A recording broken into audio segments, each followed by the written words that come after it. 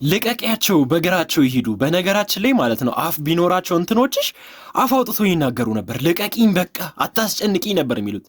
ሀፍ ግማሽ ሀፍ ውስጥ እኮ ነው፣ 75% ውጭ እኮ ነው። በነገራችን ላይ ማስትሽ መሳብ ነው የቀራቸው እንጂ ጎዳና ወጥተዋል እኮ። ጎዳና ወጡብሽ እኮ።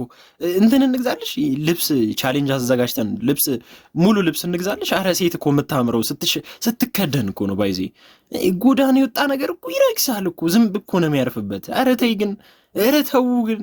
አረ ሴት እንደ ሴት ስትሆን ነው የሚያምርባት። ተይ ግን እንዲህ ባቲም እኮ ሁሉም ሴት እኮ ጡት አላት እኮ። አረ ተው ጋይስ። እንደዚህ የሚረገጡ ሰዎች፣ እንዲሰራላችሁ የምትፈልጉ ሰዎች ሜንሽን አድርጉኝ። ልካቸውን ደግሞ ፎሎ አድርጉኝ፣ ላይክ አድርጉ፣ በደንብ ሪፖስት አድርጉ ጋይስ።